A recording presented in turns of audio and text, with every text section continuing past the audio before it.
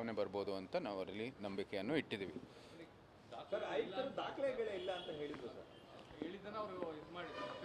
ಬಹುಶಃ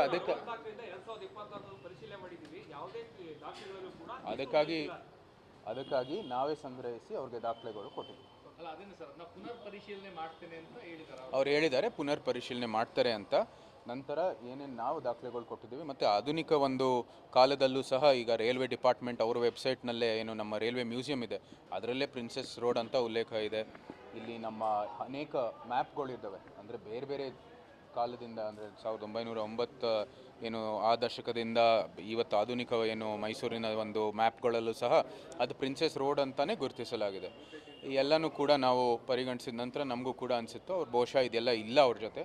ನಂತರ ಸಹ ಒಂದು ಆಧಾರ್ ಕಾರ್ಡಲ್ಲೂ ಸಹ ನಾವು ಕೇಳಿದ್ದೀವಿ, ಅದು ಪ್ರಿನ್ಸೆಸ್ ರೋಡ್ ಅಂತಾನೆ ಬರೀತಾರೆ, ಅಂದರೆ ಆ ಒಂದು ಆಧಾರ್ ಕಾರ್ಡ್ದಲ್ಲೂ ಇದೆ ಅಂತ ಪ್ರಿನ್ಸೆಸ್ ರೋಡ್ ಅಂತ. ಸೊ ಇದೆಲ್ಲನೂ ಕೂಡ ಅವ್ರಿಗೆ ಮಾಹಿತಿಯನ್ನು ಕೊಟ್ಟಿದ್ದೀವಿ, ಜೊತೆಗೆ ಐತಿಹಾಸಿಕ ದಾಖಲೆಗಳು ಕೂಡ ಅದು ಕೊಟ್ಟಿದ್ದೀವಿ ಅವ್ರಿಗೆ.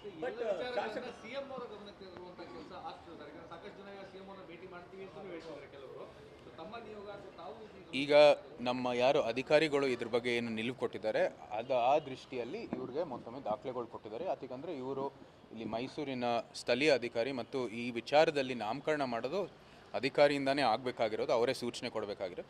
ಈ ನಿಟ್ಟಿನಲ್ಲಿ ಅವ್ರನ್ನ ಅಪ್ರೋಚ್ ಮಾಡಿ ಸಂಬಂಧಪಟ್ಟಿರೋ ದಾಖಲೆಗಳು ಕೊಟ್ಟಿದ್ದೀವಿ.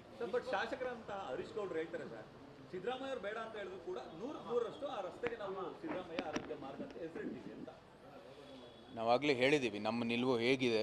ಇದೆಲ್ಲನೂ ಕೂಡ ಉಲ್ಲೇಖ ಮಾಡಿದ ನಂತರವೂ ಕೂಡ ಅವರು ಈ ರೀತಿಯ ಒಂದು ಹೋರಾಟ ಮಾಡ್ತಾರೆ ಅಂದರೆ ನಾವು ಸಹ ಕಾನೂನಾತ್ಮಕವಾದ ಹೋರಾಟವನ್ನು ಮಾಡ್ತೀವಿ. ಇದಾಗಲೇ ನಮ್ಮ ಏನು ವಾಣಿವಿಲಾಸ್ ರಸ್ತೆ ಇದೆ ಅದನ್ನು ಕೂಡ ನಾಮಕರಣ ಮಾಡಲಿಕ್ಕೆ ಮುಂದುವರಿತಾ ಹೋಗಿದ್ರು.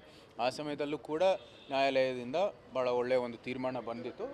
ಏನು ಐತಿಹಾಸಿಕ ಹೆಸರುಗಳಿದೆ ಅದರಲ್ಲಿ ಯಾವುದೇ ರೀತಿಯ ಬದಲಾವಣೆಗಳು ಇರೋಕ್ಕಿಲ್ಲ ಅಂತ. ನಮ್ಗೆ ನಮ್ಮ ಅಧಿಕಾರದಲ್ಲಿ ಎಲ್ಲ ಸಂಪೂರ್ಣವಾಗಿ ಒಂದು ರೀತಿಯ ಗೌರವ ಇದೆ. ಇದೆಲ್ಲನೂ ಕೂಡ ಕೊಟ್ಟಿರೋ ಮಾಹಿತಿನ ಅವರು ಪರಿಶೀಲನೆ ಮಾಡ್ತಾರೆ ಅಂತ ನಮಗೆ ಸಂಪೂರ್ಣವಾದ ನಂಬಿಕೆ ಇದೆ.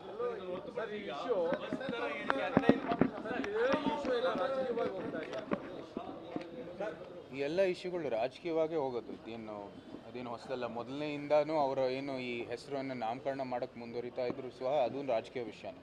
ಸೊ ಇದೇನು ರಾಜಕೀಯವಾಗಿ ಮುಂದುವರಿದ ಮೂಲನೇ ಇದು ರಾಜಕೀಯ ವಿಷಯ, ಮುಂದೇನೂ ಸಹ ಇದು ರಾಜಕೀಯ ವಿಷಯನೇ ಆಗುತ್ತೆ. ಅದಾಗಲೇ ನಾವು ಮಂಡಿಸಿದ್ದೀವಿ. ಇಲ್ಲಿ ಮಹಾನಗರ ಪಾಲಿಕೆಯ ಒಂದು ಚುನಾವಣೆ ನಡೆದಿಲ್ಲ, ಜನರ ಪ್ರತಿನಿಧಿ ಶಿಫಾರಸನ್ನು ಕೊಡಬೇಕು, ನಂತರ ಆಯುಕ್ತರು ಅಥವಾ ಸೂಕ್ತ ಅಧಿಕಾರಿಗಳು ಅದನ್ನು ಅನುಷ್ಠಾನ ಮಾಡುವಂಥದ್ದು ಪದ್ಧತಿ ಪ್ರಕ್ರಿಯೆ. ಇಲ್ಲಿ ಯಾವುದೇ ರೀತಿಯ ಒಂದು ಜನರ ಪ್ರತಿನಿಧಿ ಇಲ್ಲದೆ ಇರೋ ಸಮಯದಲ್ಲಿ ಕೌನ್ಸಿಲ್ ಯಾವ ರೀತಿ ಇದು ತೀರ್ಮಾನ ಮಾಡಿದರೂ ಸಹ ಅದು ಒಂದು ಪ್ರಶ್ನೆ ಆಗಲೇ ಮಂಡಿಸಲಾಗಿದೆ.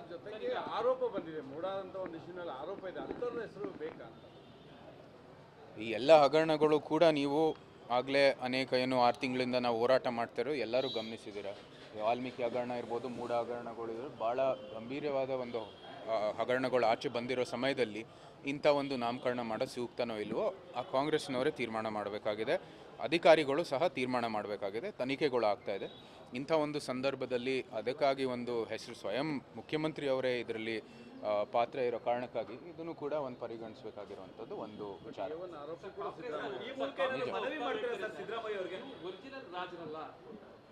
ಅದಕ್ಕೂ ಇದಕ್ಕೆ ಏನು ಸಂಬಂಧ?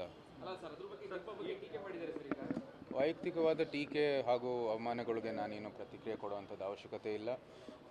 ಏನು ಆಧುನಿಕ ಭಾರತದಲ್ಲಿ ಏನು ಡೂಪ್ಲಿಕೇಟು ಒರಿಜಿನಲ್ಲು ಇಂಥದ್ದು ಏನು ಉಪಯೋಗ ಇಲ್ಲ. ನಾವು ಸಹ ಜನರ ಒಂದು ಮತದಿಂದ ಈ ಒಂದು ಪದವಿಗೆ ಬಂದಿರೋದು, ಅದಕ್ಕೆ ಗೌರವ ಕೊಡಬೇಕಾಗಿದೆ. ನಂತರವೂ ನಾವು ಜನರ ಮತದಿಂದ ಅವರ ಬೆಂಬಲದಿಂದನೇ ಈ ಒಂದು ಪದವಿಗೆ ಬರುವಂಥದ್ದು ಮುಂದೇನೂ ಸಹ. ಅದಕ್ಕಾಗಿ ಆ ಒಂದು ಪದವಿಯಿಂದ ಇಂಥ ಕೆಲಸಗಳು ಮಾಡ್ತೇವೆ.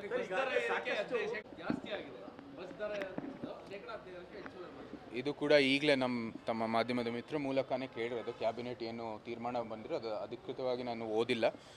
ಆದರೂ ಸಹ ಈ ಏನು ಬೆಲೆ ಏರಿಕೆ ಆಗಿದೆ ಎಲ್ಲ ಕ್ಷೇತ್ರದಲ್ಲೂ, ಹಾಲಿರ್ಬೋದು, ನಮ್ಮ ಏನು ಡೀಸೆಲ್ ಪೆಟ್ರೋಲ್ ಇರ್ಬೋದು, ಅನೇಕ ಉತ್ಪನ್ನಗಳ ಬೆಲೆ ಏರಿಕೆ ಆಗಿರೋದು ಅದು ಖಂಡನೀಯ. ಯಾಕೆಂದರೆ ಇಂಥ ಒಂದು ಆರ್ಥಿಕ ಪರಿಸ್ಥಿತಿಯಲ್ಲಿ ಜನರಿಗೆ ಅನುಕೂಲ ಆಗುವಂಥದ್ದು ವ್ಯವಸ್ಥೆ ಮಾಡಬೇಕಾಗಿರೋದು ಈ ರಾಜ್ಯ ಸರ್ಕಾರ. ನೋಡೋಕ್ಕೆ ಹೋದರೆ ಎಲ್ಲ ರೀತಿಯ ಒಂದು ನಮ್ಗೆ ಬೇಕಾಗಿರುವಂಥದ್ದು ಏನು ಪ್ರಯಾಣಕ್ಕಾಗಿ ಇರ್ಬೋದು, ನಮ್ಮ ದಿನನಿತ್ಯ ಏನು ಉತ್ಪನ್ನಗಳು ಏನಿದೆ ಎಲ್ಲರೂ ಸಹ ಬೆಲೆ ಏರಿಕೆ ಮಾಡ್ತಾ ಇರೋದು ಬಹುಶಃ ಒಂದು ರೀತಿ ಅವ್ರಿಗೆ ಭಾಳ ಕಷ್ಟ ಆಗ್ತಾಯಿದೆ. ಇಂಥ ಸಂದರ್ಭದಲ್ಲಿ ಅದು ಒಂದು ಖಂಡನೀಯ ಒಂದು ಬೆಳವಣಿಗೆ. ಮಹಿಳೆಯರಿಗೆ ಉಚಿತ ಗ್ಯಾರಂಟಿ ಎಫೆಕ್ಟ್ ಮಹಿಳೆಯರಿಗೆ ಉಚಿತ ಇದೆ, ಮತ್ತೊಂದು ಕಡೆ ಪುರುಷರಿಗೆ 10% ಜಾಸ್ತಿ ಆಯಿತು ಅಂದರೆ ಅಲ್ಲಲ್ಲೇ ಗ್ಯಾರಂಟಿ ಎಫೆಕ್ಟ್ ಆಗಲ್ಲ. ಇದು ಗ್ಯಾರಂಟಿ ಮೂಲಕನೇ ಆಗ್ತಾ ಇರೋವಂಥದ್ದು ಭಾಳ ಸ್ಪಷ್ಟವಾಗಿ ಕಾಣುತ್ತೆ. ಯಾಕಂದರೆ ಅದಕ್ಕೆ ಸಪೋರ್ಟ್ ಮಾಡುವಂಥದ್ದು ಹಣ ಬೇಕೇ ಬೇಕಾಗಿದೆ. ಈಗ ಗ್ಯಾರಂಟಿಗಳು ಮುಂದುವರಿಬೇಕಂದ್ರೆ ಎಲ್ಲಿಂದನೂ ಕೂಡ ಹಣವನ್ನು ಉತ್ಪಾದಿಸಬೇಕಾಗಿರೋವಂಥದ್ದು ಕೂಡ ಒಂದು ಪ್ರಶ್ನೆ. ಸೊ ಅದಕ್ಕಾಗಿ ನಮ್ಮ ಮನುಷ್ಯರಿಂದ ತೊಗೊಂಡು ಹೆಂಗಸ್ರಿಗೆ ಹಾಕ್ಕೊಳ್ಳೋವಂಥದ್ದು ನಾವು ಮುಂಚೆಯಿಂದ ನಮ್ಮ ಚುನಾವಣೆ ಸಮಯದಿಂದನೂ ಸಹ ಹೇಳ್ತಾ ಬಂದಿದ್ದೀವಿ. ಈಗ ಅದರ ಪರಿಣಾಮ ಎಲ್ಲರಿಗೂ ಕೂಡ ಅನುಭವ ಆಗ್ತದೆ.